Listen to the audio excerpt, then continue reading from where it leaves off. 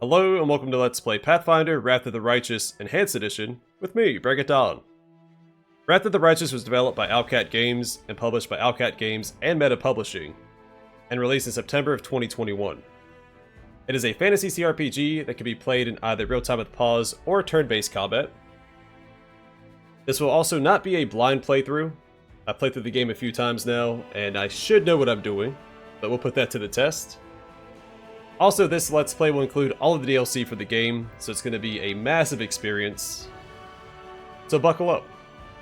We'll jump into a new game, but going forward, the rest of this episode will be dedicated to just character creation. I'm going to go through and read everything pertaining to the character I'm going to create, including attributes, skills, abilities, the whole shebang. So, if that's not your bag of beans, feel free to skip ahead to the next episode where we'll jump into the action. But for now, the main story. Join the struggle against the World Wound, the epic war between Golarion and the Abyss that has raged for more than 100 years. Up to now, the Crusader armies have barely managed to curb the overwhelming enemy forces, but not for much longer. The Demon Lords are preparing to strike a decisive blow. You have to harness mythic powers, take command of the 5th Crusade, and lead it against the demonic hordes. I'll be playing on Core, of course.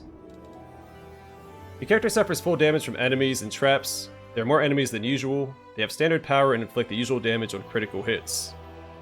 Your character will die after suffering a deadly injury. If your main character dies, the game is over. If a companion dies, you can resurrect them with Raise Dead or a similar spell. An extremely expensive service unavailable to most adventurers. And of course, choosing this difficulty is not recommended for the players not familiar with the Pathfinder system. I'm going to make one adjustment to the difficulty here, and turn on additional enemy behaviors. Enable this option to allow some enemies to use additional abilities and spells. It just mixes things up a little bit. We'll create a custom character, of course. Create new character, create your champion from scratch, choose their race, class, gender, and alignment, customize their appearance, and finally tune their abilities, skills, and feats. Now for this playthrough, I'll be selecting this portrait, because it's the coolest portrait out of all available. And in this Let's Play, I'll be playing as a Paladin. And I will be playing as the stock standard Paladin, none of the archetypes beneath the, or I guess none of the subclasses underneath that archetype. Paladins are fighting evil in the front lines. They're good at destroying especially powerful evil creatures. As they advance, they gain access to a small number of basic divine spells, focusing mostly on healing and empowering themselves and their allies. A Paladin must have a lawful good alignment, or they will lose most of their powers. Now, of course, in this main campaign, you mostly fight demons and other evil creatures. Paladins excel at that, so it's one of the best just default classes to take through the campaign, and one of my personal favorite classes. So, features and abilities. Paladins to get Smite Evil. Paladin can choose an evil aligned enemy creature and gain significant advantages against it, bolstering their chance to hit, damage output, and protection. This ability can be used a limited number of times per day. Lay on Hands. Lay on Hands is a unique ability that allows the Paladins to heal themselves and their allies. As the Paladin advances, they improve this ability, learning to remove various negative conditions with it, which are called mercies. Divine Bond. Divine Bond allows the Paladin to forge a connection to either an animal companion or a deity. Bond with the animal allows them to choose one of the available creatures who becomes their faithful companion, can wear barding, and advances along with the Paladin. Bond with the deity lets the Paladin empower their weapon. Prerequisites: alignment lawful good, current value neutral. It doesn't have the following features: atheism, and has one of the following features: Abadar, Aristal, Iomedae, Aurori, Serenray, Shaylin, or Torag. You have to select one of those deities to be a Paladin. Let's go through this real quick. I almost forgot. So Paladin saving throws are, well, at least Fortitude and Will are high. Reflex is low, but that can be shored up. Base attack bonus is high. All that means is that you get 1 BAB per level. You also have average and low. Average is 3/4 of 1 BAB per level, and then low is 50%, or 0.5 or half BAB per level. So level 20, a Paladin by default will have 20 BAB. A Wizard, for instance, will have 10. because they only get half, or low BAB. We get 6 hit points per level, which can be modified with Constitution. Start at 10 hit points by default. Max level of spells 4. So at level 4 we start getting spells on the Paladin. But even at max level you only have up to level 4 spells, because they're not a full caster. Use Charisma as your caster ability, so all of your spellcasting scales with Charisma. And caster type, memorizing spells. You have a spell book you have to slot your spells into. You're not a spontaneous caster, you don't have access to all of your spells all of the time. Now down here, Paladin proficiencies.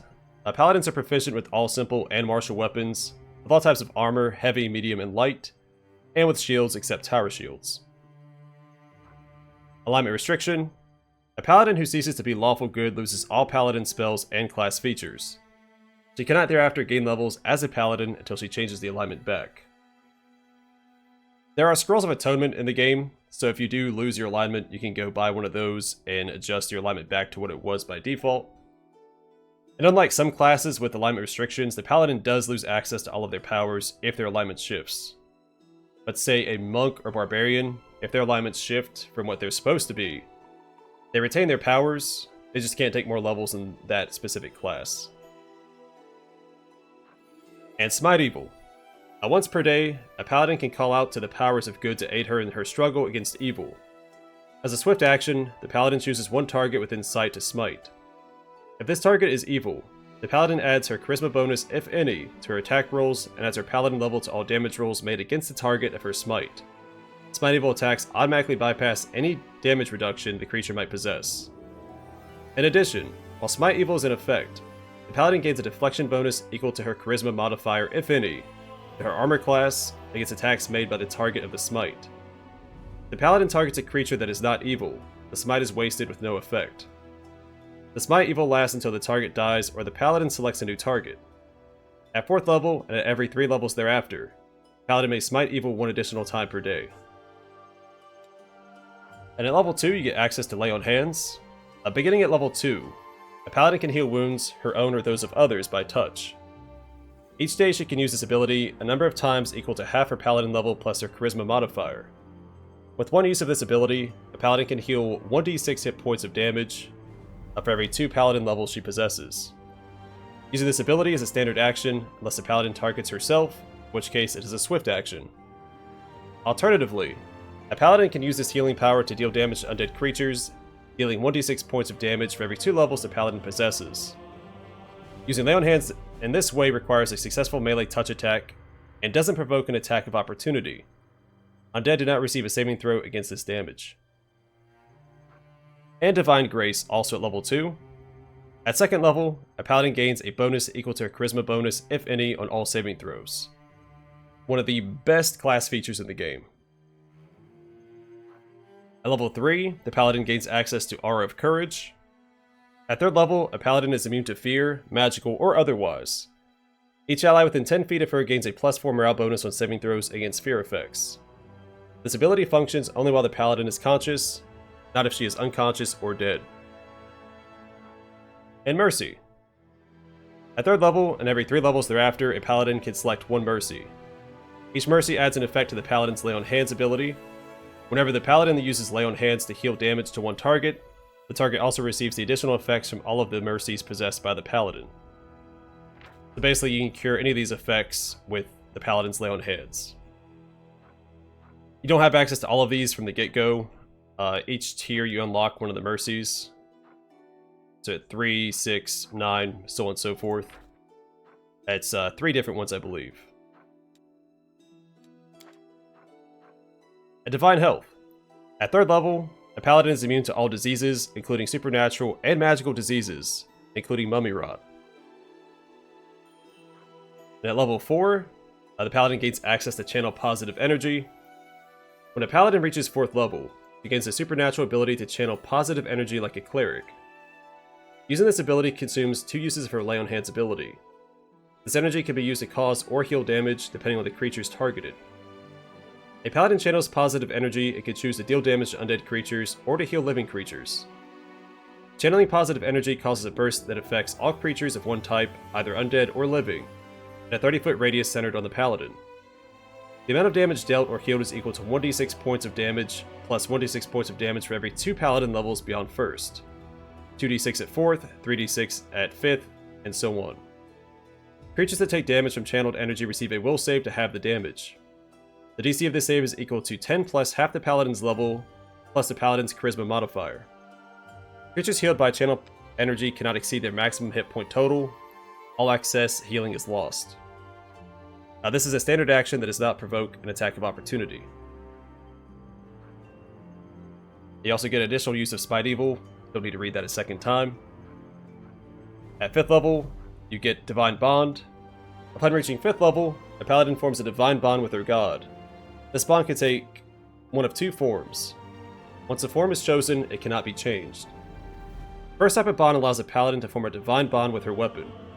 As a standard action, she can call upon the aid of a Celestial Spirit for 1 minute per Paladin level. At 5th level, the Spirit grants the weapon a +1 enhancement bonus. For every 3 levels beyond 5th, the weapon gains another +1 enhancement bonus to a maximum of +6 at 20th level. These bonuses can be added to the weapon, stacking with existing weapon bonuses to a maximum of +5. Alternatively, it can be used to add any of the following weapon properties: Axiomatic, Brilliant Energy, Disruption, Flaming, Flaming Burst, Holy, Keen, and Speed. It's important to note you don't gain access to all of those right off the bat. You unlock more of those as you level up. Adding these properties consumes an amount of bonus equal to the property's cost. These bonuses are added to any properties the weapon already has, but duplicate abilities do not stack. A Paladin can use this ability once per day at 5th level, and 1 additional time per day for every 4 levels beyond 5th, so a total of 4 times per day at 17th level. The second type of bond allows a Paladin to gain the service of an unusually intelligent, strong, and loyal steed to serve her in her crusade against evil. This mount is a heavy horse. This mount functions as a druid's animal companion, using the Paladin's level as her effective druid level. At 11th level, the mount gains a celestial creature simple template. At 15th level, a Paladin's mount gains spell resistance equal to the Paladin's level plus 11. So the animal companion option is objectively the better option, though I tend to prefer the weapon bond. Alright, at 6th level, you get another Mercy. At 7th level, another use of Smite Evil. Then at 8th level, you get Aura of Resolve. At 8th level, a Paladin is immune to charm spells and spell-like abilities. Each ally within 10 feet of her gains a +4 morale bonus on saving throws against charm effects. This ability functions only while the Paladin is conscious, not if she is unconscious or dead. At 9th level, you gain another Mercy. 10th level, another use of Smite Evil. And then at level 11, Mark of Justice, the most powerful ability in the Paladin's arsenal. At 11th level, a Paladin can expend 2 uses of her Smite Evil ability to grant the ability to Smite Evil to all allies for 1 minute using her bonuses. As a swift action, the Paladin chooses 1 target within sight to smite. If this target is evil, the Paladin's allies add her Charisma bonus, if any, to their attack rolls, and add her Paladin level to all damage rolls made against the target of her smite. Smite Evil attacks automatically bypass any damage reduction the creature might possess. In addition, while Smite Evil is in effect, the Paladin's allies gain a deflection bonus equal to her Charisma bonus, if any, to their armor class against attacks made by the target of the smite. If the Paladin targets a creature that is not evil, the smite is wasted with no effect. So basically, the effect of Smite Evil is applied to your entire party. They all gain the benefit of Smite Evil. The only difference is Mark of Justice has a time limit. It only lasts for 1 minute, which is more than enough time to take out any enemy of the game with it. Where Smite Evil lasts until the enemy is defeated. At level 12, you get another Mercy. At level 13, you get an additional use of Smite Evil. At level 14, you get Aura of Faith. At 14th level, a Paladin's weapons are treated as good aligned for the purposes of overcoming damage reduction. Any attack made against an enemy within 10 feet of her is treated as good aligned for the purposes of overcoming damage reduction. Its ability functions only while the Paladin is conscious, not if she is unconscious or dead. Level 15, you get another Mercy. At level 16, another use of Smite Evil. Level 17, Aura of Righteousness. At 17th level, the Paladin gains DR5 against, except for evil, and immunity to compulsion spells and spell-like abilities. Each ally within 10 feet of her gains a +4 morale bonus on saving throws against compulsion effects. This ability functions only while the Paladin is conscious, not if she is unconscious or dead. At level 18, another use of another Mercy, and then level 19, an additional use of Smite Evil. And level 20, you get your capstone ability, Holy Champion. At 20th level, a Paladin becomes a conduit for the power of her god. Her damage reduction increases to 10 except for evil, and whenever she channels positive energy or uses Lay on Hands to heal a creature, she heals the maximum possible amount. Main class skills are Knowledge World, Lore Nature, Persuasion, Knowledge Arcana, and Lore Religion. Now I know that the portrait that we selected is for an Osmar, but I'll be picking a human. So humans get a +2 to 1 ability score. At creation, the character gets a +2 bonus to an ability of their choice. You get a feat. A feat is an ability a character has mastered. Feats often allow characters to circumvent rules or restrictions. Characters gain 1 feat at the first level and every 2 levels thereafter. Humans receive a bonus feat at first level, which is one of the best bonuses in the game. And skilled. Humans gain an additional skill rank at first level, and 1 additional rank whenever they gain a level. Humans possess exceptional drive and a great capacity to endure and expand, and as such are currently the dominant race in the world. Their empires and nations are vast, sprawling things, and the citizens of these societies carve names for themselves with the strength of their sword arms and the power of their spells. Humanity is best characterized by its tumultuousness and diversity, and human cultures run the gamut from savage but honorable tribes to decadent, devil-worshipping noble families and the most cosmopolitan cities. Human curiosity and ambition often triumph over their predilection for a sedentary lifestyle, and many leave their homes to explore the innumerable forgotten corners of the world, or lead mighty armies to conquer their neighbors simply because they can. The physical characteristics of humans are as varied as the world's climes. From the dark-skinned tribesmen of the southern continents to the pale and barbaric raiders of the northern lands, humans possess a wide variety of skin colors, body types, and facial features. Generally speaking, human skin color assumes a darker hue the closer to the equator they live. My background selection. I'm going to go under Noble. You belong to the world of wealthy and powerful, and this world is much more challenging than one may think. You had to develop a certain set of skills to overcome those challenges, and now you feel confident about whatever lies ahead. And I'm going to go with Leader. Mechanically, it's not the best choice, but roleplay-wise, I think it's the best choice. So Leader adds Persuasion to the list of her class skills, which we already have as a class skill. She also becomes proficient with rapiers, longswords, greatswords, and bucklers, none of which I'm going to use, so that's irrelevant. And of course, the warning. If the character already has the class skill, weapon proficiency, or armor proficiency granted by the selected background from her class during character creation, then the corresponding bonuses from background change to a +1 competence bonus in case of skills, a +1 enhancement bonus in case of weapon proficiency, and a -1 armor check penalty reduction in case of armor proficiency. Okay, and our attributes. So Strength. Strength measures muscle and physical power. Here are examples where you apply your character's strength modifier. Melee attack rolls, damage rolls when using a melee weapon or a thrown weapon, athletic skill checks. Most builds of fighters, barbarians, and cavaliers require high strength. Strength also sets the maximum amount of weight your character can carry. I'm going to set this all the way to 20. It is our primary attribute. Dexterity. Dexterity measures agility, reflexes, and balance. Here are examples where you apply your character's dexterity modifier. Range attack rolls, including those for attacks made with bows, crossbows, throwing axes, and many ranged spell attacks like Scorching Ray. The throwing axes are a throwing weapon. It uses dexterity to hit, but strength for damage. Just like most ranged weapons in the game, because most of the weapons you find are composite longbows or composite short bows. Armor class. Provided that current bonus is not limited by the armor's maximum dexterity bonus. Reflex saving throws, for avoiding fireballs and other attacks that you can escape by moving quickly. Trickery, mobility, and stealth skill checks. This ability is vital for characters seeking to excel with ranged weapons such as the bow.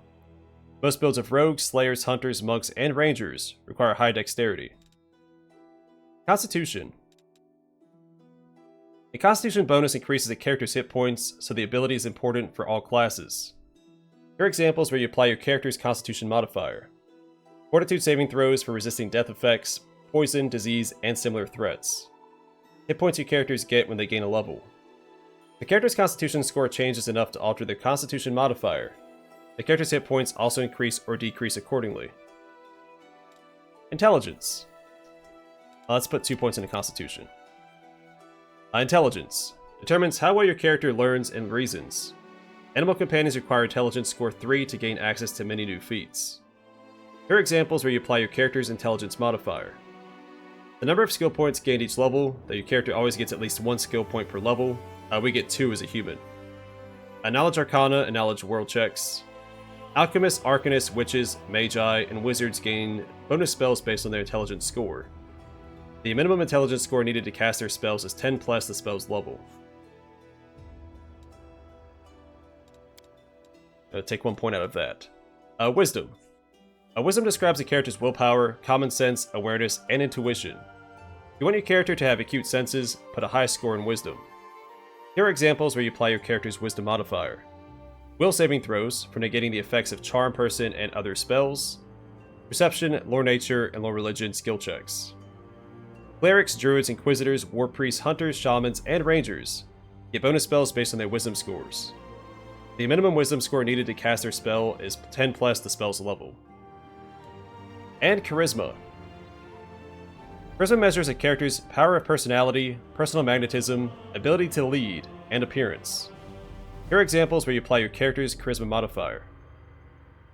Persuasion and Use Magic device skill checks. Channel energy DCs or difficulty checks for clerics and paladins attempting to harm undead foes. Bards, paladins, blood ragers, oracles, scalds, and sorcerers get a number of bonus spells based on the charisma scores. The minimum charisma score needed to cast their spell is 10 plus the spell's level. We're going to put the rest of our points into charisma. So for every 2 points you put into an attribute, you get a +1 modifier. So having an odd score doesn't benefit you at all. Well, it does, but it doesn't. You get 5 extra points as you level up throughout the game. Once you hit level 20, you'll have 5 extra points to spend. It's every 4 levels you get an extra attribute point. Because of that, I like to have 1 odd score, so I put 1 point into that, and the remaining 4 points into my primary attribute. Alright, skills. Athletics. This skill depends on strength ability score. Armor penalties apply to this skill check. Athletics represents the character's talent at deeds of physical prowess, such as leaping or scaling walls. Here are examples where you apply your character's athletics skill 2. Move a heavy object, climb an obstacle, or jump. I'll put 1 of my points into that for a +6. Mobility. This skill depends on dexterity ability score. Armor penalties apply to this skill check. Mobility represents a character's talent for balance and coordination, including aerial maneuvers, gymnastics, and tumbling. Here are examples where you apply your character's mobility skill 2. Move past opponents without provoking attacks of opportunity, squeeze through tight spots, climb, and jump. Now, if you plan on taking the animal companion when you get your bond, mobility is probably better because you can get the mounted combat feat that uses mobility to negate an attack. Since I'm not taking the mount when I get to that point, I think athletics is a little better. Next up is Trickery. The skill depends on dexterity ability score. The skill cannot be used if your character is not trained in it. Armor penalties applied to this skill check. Here are examples where you apply your character's Trickery skill 2. Disarm traps or devices, open locks on doors and chests. So not every class can use Trickery right off the bat. It says you have to be trained in it. There is a background that lets you become proficient in Trickery even if your class doesn't provide that.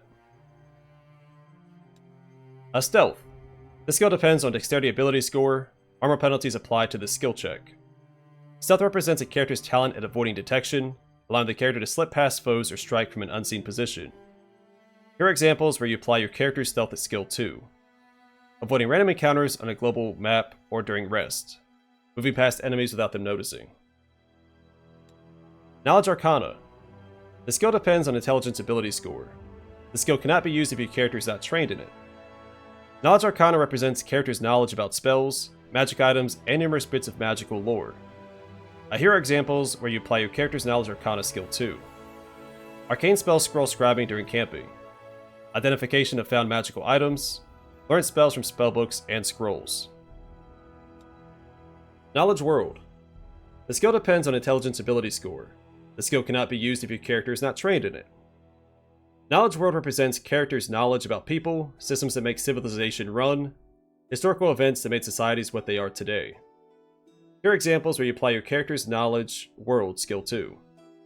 Brew potions during camping, decipher writing in foreign languages, recall knowledge about geography, history, locales, or nobility. Lore Nature. This skill depends on Wisdom ability score. The skill cannot be used if your character is not trained in it.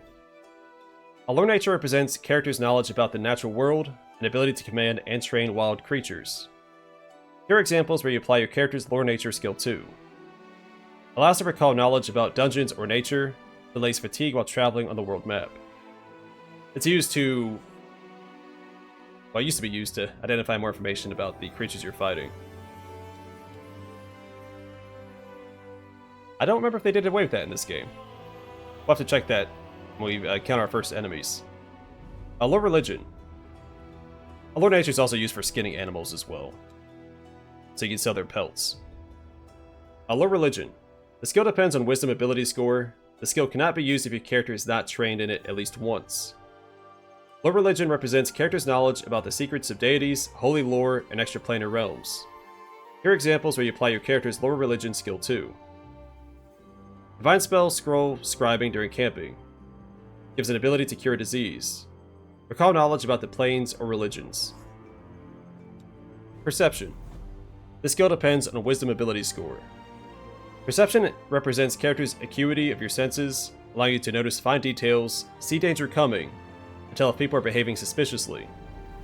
Here are examples where you apply your character's perception skill to. Notice traps and hidden objects.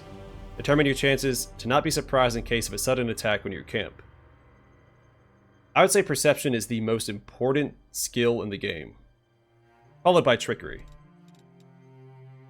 But if you can spot the traps through perception, even if you can't disarm them, you can at least see them to avoid them. So I do weigh perception more heavily than trickery. Persuasion. The skill depends on Charisma ability score. Persuasion represents character's talent to manipulate other people through negotiation, deceit, or intimidation. Here are examples where you apply your character's persuasion skill to. Change others' attitudes or opinions. Very succinct. We're going to put our other point into that. Plus 7. Use Magic Device. This skill depends on your Charisma ability score. This skill cannot be used if your character is not trained in it.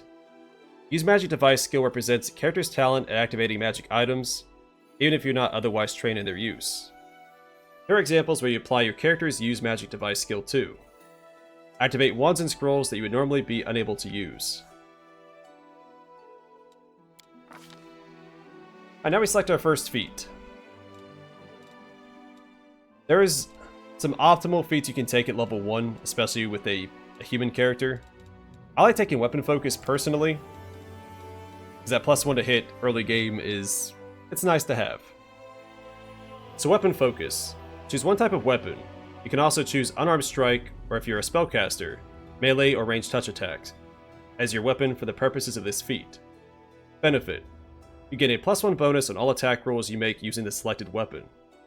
Special. You can gain this feat multiple times. Its effects do not stack. Each time you take the feat, it applies to a new type of weapon.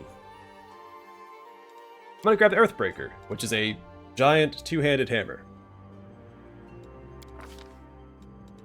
And next up, I'm actually going to take Dazzling Display. I don't like taking Power Attack early on because there's a penalty to your attack rolls when it's turned on. But I'm going to grab this. I do plan on going down this feat line with Dreadful Carnage. I'm also going to get Cornigan Smash, Shatter Defenses, all of the Persuasion feats. Or I guess Intimidation feats. So Dazzling Display. Your skill with your favorite weapon can frighten enemies. Benefit. While wielding the weapon in which you have Weapon Focus, which is our Earthbreaker, You can perform a bewildering show of prowess as a full round action. Make a persuasion, intimidate check to demoralize all foes within 30 feet who can see your display.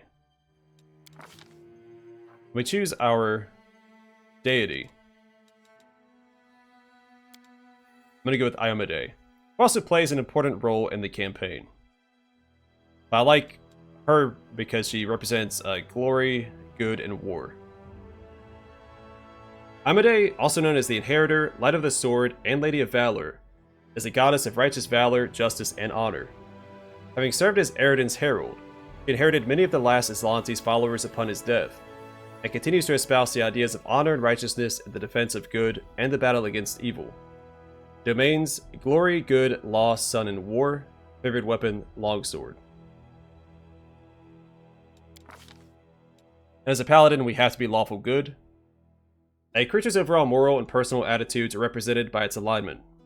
Lawful good, chaotic good, lawful neutral, neutral, chaotic neutral, lawful evil, neutral evil, or chaotic evil. A good characters protect innocent life. Evil characters debase or destroy it, whether for fun or profit. Lawful characters tell the truth, keep their word, respect authority, honor tradition, and judge those who fall short of their duties. Chaotic characters follow their consciences, resent being told what to do, favor new ideas over tradition, and keep their promises only if they feel like it. Of course, there's some nuance to all of these as well. Don't take what it says here as law. Alright, real quick, we'll throw my character together.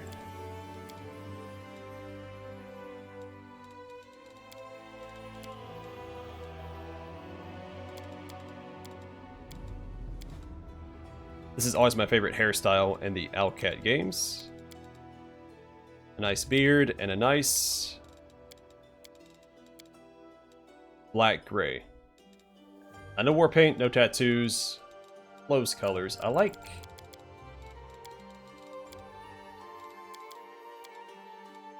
a purple and gold. Their life ends here. Now we'll take the confident voice pack. Domhnall the Paladin hath returned. 26. There's not a month that represents Iomedae, but the next best one would be Eridus for Eridan, because Iomedae took Eridan's place when he disappeared. She also used to be a human, and took the test of the Starstone and became a deity. I feel like there's something to be said about worshipping the deities that used to be human that, took the test of the Starstone and became gods. I have no use for this. And here's my character. So I'm gonna call it here, and next time we'll jump into the campaign proper and begin our adventure with Domhnall the Paladin. But for now, thanks for watching. Hope to see you guys in the next one.